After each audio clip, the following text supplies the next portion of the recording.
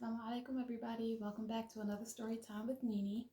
I want to tell you about a time where I was ran off the road. One time, once upon a time, um, I was on my way home from work.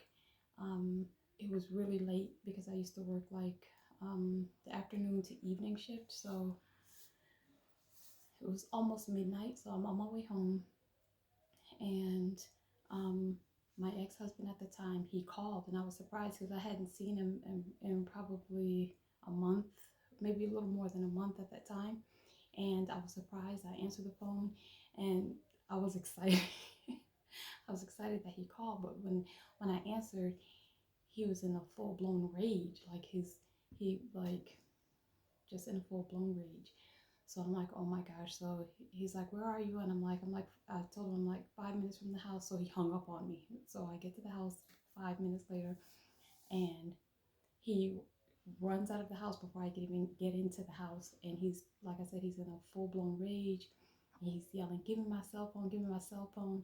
And by this time in our relationship, I knew not to hand him my cell phone, although um, the cell phones were our cell phones. We had this cell phone at the time, probably more than 13 years. We would alternate paying the cell phone bill.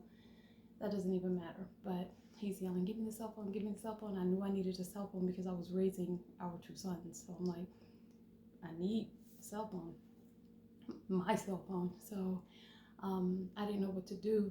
So I knew not to get out of the car. I knew not to get out of the car. So I back up, I turn around in my driveway, and I start to leave. He jumps in his car and he follows me. So I call his sister and I'm like, oh my gosh, your brother's chasing me down the road. I was afraid. It's pitch black at night. He's chasing me down the road. He catches up to me. He drives on the side of my car. We're both side by side. He rolls his window down. I can hear him. My window is up, but I still could hear him yelling, give me my cell phone, give me my cell phone. So I'm like, this is not his cell phone. Like, I don't know. Just, I could make so many videos about this, but I'm just letting y'all know the time I was ran off the road. So he's flying side by side with me. I have his sister on speaker. My cell phone's in the seat next to me. And I'm like, I don't know what to do. Like, he's being crazy again. And so, so what did he do? Oh, so I sped up. I see the stop sign coming. I sped up, and the first thing I'm thinking, I'm like, I'm gonna go to the gas station because I know that's where the police usually are around midnight. A lot of them, maybe two or three, sometimes four of them, they would all like be at this certain gas station. So I was like, that's where I'm gonna go because, it wasn't like he had a limit to anything that he would do. So I'm driving faster. I see the stop sign coming up. I'm like, I don't know, I might have to run this stop. I didn't run the stop. So as I start slowing down, he comes behind me. I don't know. He gets behind me. So I made a right at the stop sign, and I just floored it like I just started driving. And he speeds up behind me, and he's so close behind me that he is like almost like a little bit like tapping my bumper. So um, we're still flying down the street. I don't know how fast we're going. So he comes out from behind me and gets back on the side of me and starts pushing my car off of the road.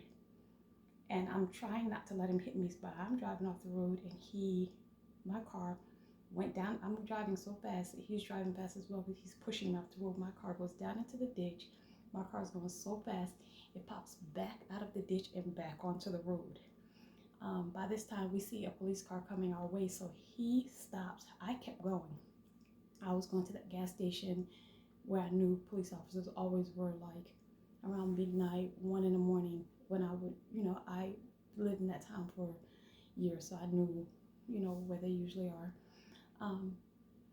So he stopped and he turned around, and I kept going. I went to the gas station. I get out of the car. I'm panicking. I go over to the police officers, and they're all looking at me because they see how I flew in there, and the whole front of my car, like I lost the front of my bumper and everything. Like once I went down into the ditch, I'm sure that's how it came off. But I was going so fast, my car literally just popped right back out of the ditch and onto the road, and I was like just a really scary experience. So I told them, I'm like, he's chasing me, and so they believe me and everything, and they're like, well, where is he now? And they're like, and one of them like, I think it's the car car that just turned around, one of them actually saw him turn back around because he knew, he must have known where I was going, and he knew not to keep chasing me. So I knew that night that I couldn't go home. Things were really, really, really bad at this time. I knew I couldn't go home. So the police officers, they paid to put me, this was one of the times, because they paid to put me in a hotel multiple times. They knew our house, they knew our family. So this was one of the nights that they put me up in a hotel. I knew I couldn't go home because that just would have been even more dangerous situation. But I was thinking, my sister went and she got my kids, and I don't even know, these some of these stories are so old I can't remember. It's things like they get kind of gray.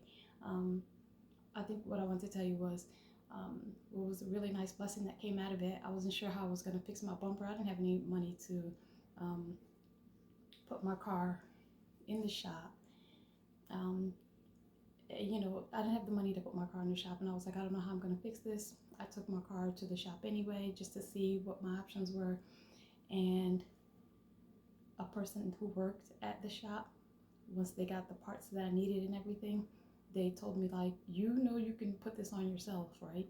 So I paid for the parts, but I didn't have to pay for the labor. I actually fixed the front of my car myself. Weird, but I did it.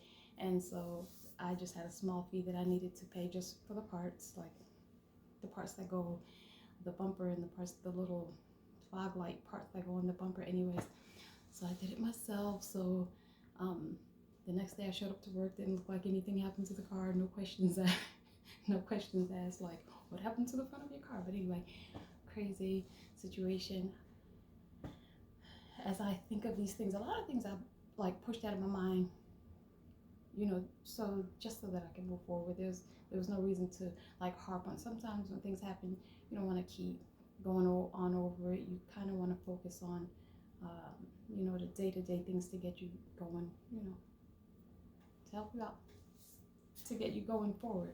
So yeah, that was just a crazy thing. I was run off the road by my ex-husband years ago. So with that being said, I will come back on my channel and tell you guys another story, crazy time, and enjoy the rest of the day. Thanks for watching.